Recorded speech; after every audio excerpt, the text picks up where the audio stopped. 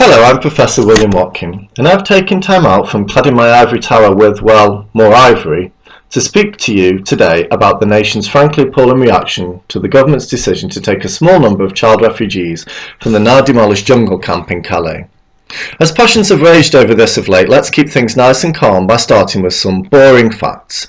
So far, the UK has taken 274 unaccompanied minors from the jungle since the commencement of its destruction a week or so ago. The government has appeared to agree to take up to 1,000 in total. Of these 1,000, about 800 have the right to asylum by law in the UK anyway, under what is called the Dublin Agreement, meaning they're unaccompanied minors with relatives already living here. The large majority of all refugees taken so far have been admitted under this well-established international process. The rest have been admitted under the Dubs Amendment to the recent immigration bill. Named after Lord Dubs, who first came to the UK as part of the Kinder Transport Initiative, which allowed 10,000 Jewish children asylum in the UK during the Second World War. The Dubs Amendment allows for up to 3,000 unaccompanied minors to find asylum in the UK, even if they don't have relatives here. So these are the basic figures. We've taken 274, we could take 1,000, and anyway we should take up to 3,000, and that is by law. In 2015, after the death of Aylan Kurdi, if you remember him, a stark reminder of the fate of many migrant children who never even make it to Calais, David Cameron agreed to take 20,000 refugees under the Vulnerable Persons Relocation Scheme of 2014. By the way, at the time that was seen as a tiny figure, and I think we can all agree that David Cameron was no soft touch when it came to immigration. So that turns out to be around 4,000 a year. We accepted around 2,500 Syrians last year, so if we added up all the kids in the Calais camp this year to that average annual figure, that would come to a neat 4,000, which is our annual allowance. It's estimated that there were 1,200 to 1,500 unaccompanied minors in the jungle when it was demolished and burnt last week by the authorities in Calais. So if we took all of those, we're going to take 1,000 anyway, but let's just say we took them all, and in a moment of remarkable generosity, that is 7.5% of our total budget of refugees agreed by Cameron, and about a third of our annual budget. Now, let's be clear, this 20,000, which seems a lot if you place it in Kettering perhaps, is actually only 0.03% of our total population. The 1,500 kids we should take, in my opinion, is 0.002% of our population. The 274 that we've taken that have caused such a fuss is 0.0004%, and yet I've no idea what that number means either. It's so small. In addition, that 1,500 is a mere 0.5% of the net migration per year. These are totally negligible figures. That's how many people die, for example, of accidental poisoning in the UK per annum. Who knew? Or traffic accidents. It's half the number of suicides in the UK per year. Twice that figure die of falls annually. Falls.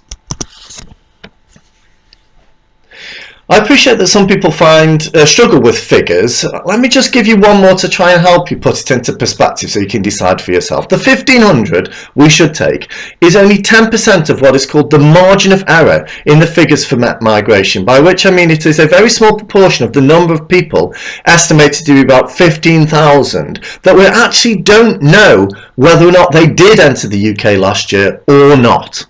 So in other words, they constitute 10% of the ghosts in the machine, 1/10 of the statistical glitches in the system. Their numbers are literally totally irrelevant to our overall population, or in fact 10% of the totally irrelevant numbers of our overall population. Yet at the same time, I'm not a monster. I appreciate that people on the right and left don't always think in numbers like these and indeed struggle with them. They're much more concerned with specifics, or in this case I'd say individuals. Fine. Now, Aylan Kurdi on the beach is a negligible statistic, but his death has had more impact on our lives than probably any other immigrant of modern times. Fair enough. 10 children sent to your local authority may seem tiny, but if your council only has the resources needed to look after 8 vulnerable children safely, then those extra 2 are important, a drain on resources, and indeed you might be putting them under threat. An adult pretending to be a child to enter this country is totally irrelevant. Numerically, 50 is still irrelevant, 1,000 even. But for many, they could be the one rogue terrorist that could kill them or their loved ones. By the way, Under the various agreements I've noted, just because someone is 22 doesn't mean they're not eligible for asylum. They just have to apply under a different scheme. When did it become the case that you're vulnerable until 18, then robust and independent at 19? Surely what matters is what happened to that guy during those first 22 years, and we can predict quite strongly terrible things. So clearly there's heaps of evidence to support the case that 274 kids, or 1,000, or in fact even 20,000 is irrelevant in terms of their being absorbed into the country. But in our post-truth and post-fact age, that's kind of irrelevant, isn't it? Because it's not really about that, is it? Let's take the headline from the Star this week, which screeches, "Exposed! Immigrant admits he's 22!" Why does this matter exactly? If you allow a number of people to apply for something, let's say enter into the UK, and some cheat the system, why is this so significant? What precisely does it prove? If the headline was something to do with the fact that this man has jumped the queue ahead of the 1,500 kids still left in the burning remains of the jungle, then that might be of interest. Yeah, there's something wrong with that. But we all know that that is not on the minds of the tabloid press. So what is? Now, many of us agreed with Gary Lineker, of all people, and Lily Allen, of all people, that the press coverage was racist. But why is it racist? So, when you cover a story, you choose an angle. The jungle is a massive story, and it has many potential angles. So what you choose to focus on tells your readership what's on your mind. Now, that's not in the words you use per se. Tabloids are assiduous in not using racist language, which in any case is illegal, but in what your words communicate to your knowing audience beyond their simple message. Now, we use language like this all the time, so it's not as if I'm telling people something that they don't deep down know. When the Star finds a 22-year-old pretending to be 18, or the Sun puts the word children in inverted commas, we have to read between the lines, but only slightly, to get to the heart of the matter. At the same time, tabloids are careful and they have deniability on their side. They're not saying anything racist, and oftentimes they may even be accidentally be reporting facts. So if you want to get to the racism of the tabloid press in post-Brexit Britain, you have to ask some more complex questions. For example, why are you covering this minor story when the big story is right there on your doorstep? If you don't want immigrants from the jungle washing up on your shores, just say that, instead of illegally outing what you think must be adults pretending to be children. And by the way, this trial by photograph is, as I said, illegal. You can't publish pictures of minors without their consent. And it's also simply stupid. A photo of someone is the last thing you use to determine their age, just as a tabloid journalist is the last person that you would use professionally to determine the age of someone. So it's a tiny, silly, actually illegal story. So why is it the lead story in many newspapers and not instead the wider issue of these abandoned 1,500 kids? Simple. You can't be seen to be picking on kids, so you have to try and prove that they're not kids. People love kids in the UK just as much as they appear to hate immigrants. If you say 1,000 kids shouldn't be allowed in, then you have to admit to the truth of the matter, which is that Brexiteers suffer from paedophobia. Now, it's obvious that many in this country, millions, don't want to save the lives of 1,500 kids. That's simple. We all know that. And most of those are also Brexiteers. That's clear as well. Now, even though Brexit is about the free movement of Europeans, and this is about the asylum applications of war refugees from non-European countries, no one thinks the two are separate, and many, disturbingly, actually don't know the difference.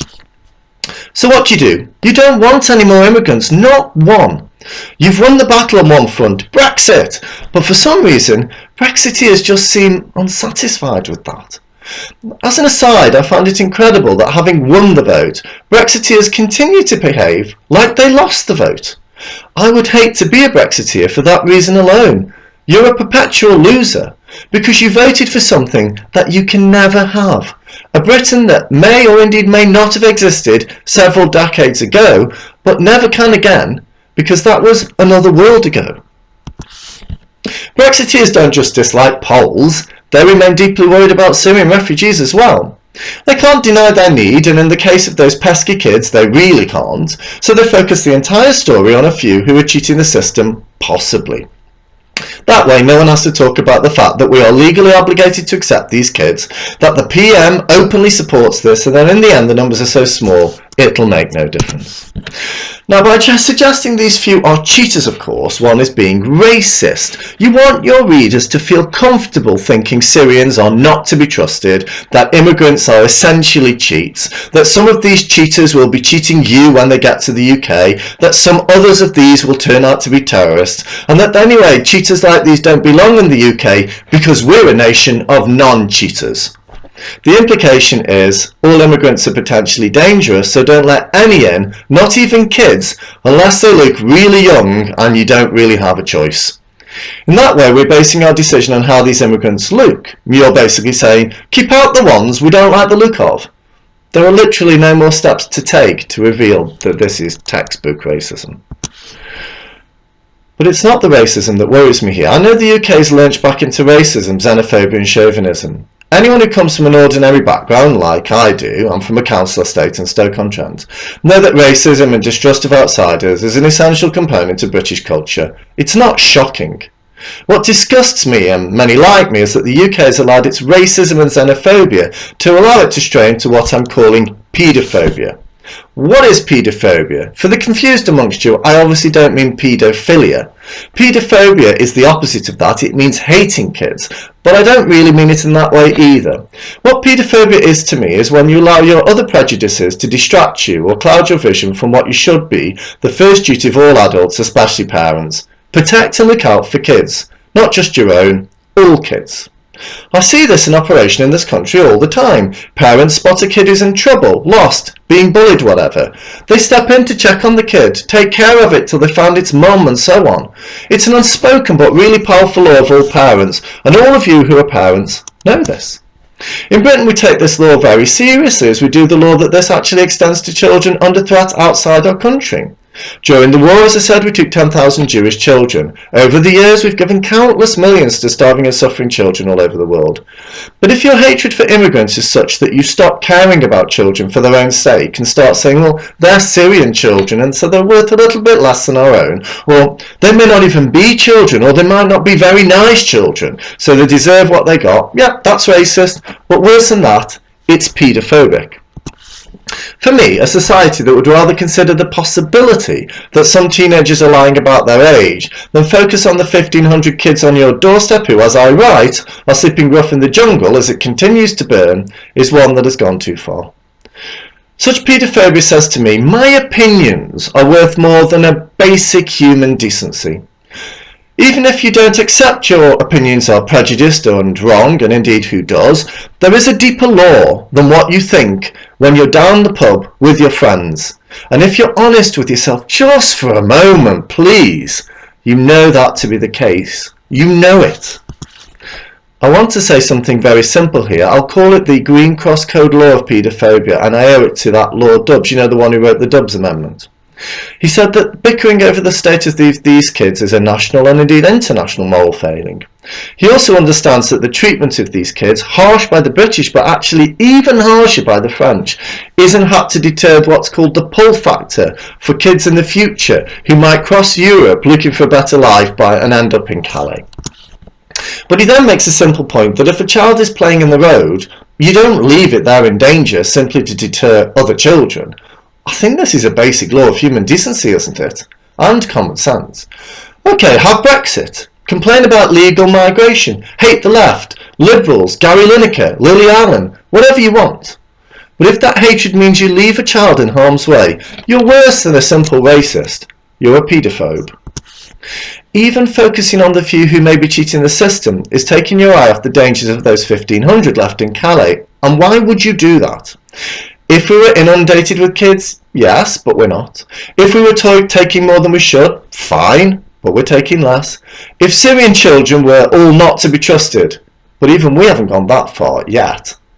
Fact is, if you're getting angry about one or two young men who are cheating the system, first you're forgetting what your own teenage kids would get up to given half a chance and left all alone in the world, and second you're complaining that residents in a burning building didn't check their smoke alarms while 1,500 kids burn alive in front of you. Why would you do that? So that's where we are. That's what we've come to. We'd rather leave a child on the road to dissuade other kids because we can't be bothered to look out for them. We'd rather leave them in a burning camp to show their mostly dead relatives that we're not pushovers. We'd rather spend 10 days asking for dentists to check teeth, calling for Gary Lineker to be sacked, trolling Lily Allen on Twitter, than look after kids who need us. This then is the age of paedophobia.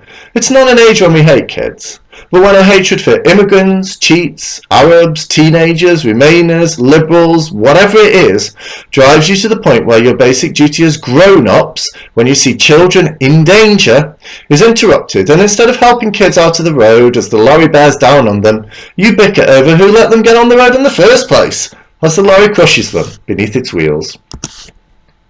I don't care if you're a Brexiteer or a Remainer, on the right or the left, proudly racist or reluctantly PC. Kids are kids, full stop. And if we've reached a point where we would rather check the teeth of a few than save the lives of the many, then we've reached a new national low. We need to turn things around from this paedophobia and quick, otherwise we'll wake up in a few years' time and not be able to look at ourselves in the mirror. We're better than this. We've been so much better than this, but at the moment you wouldn't know it. While the paedophobes are taking up all the screen time, then we've become a nation that has literally lost its soul. The child is in the road. The whole nation is in the road. What are you going to do, paedophobes?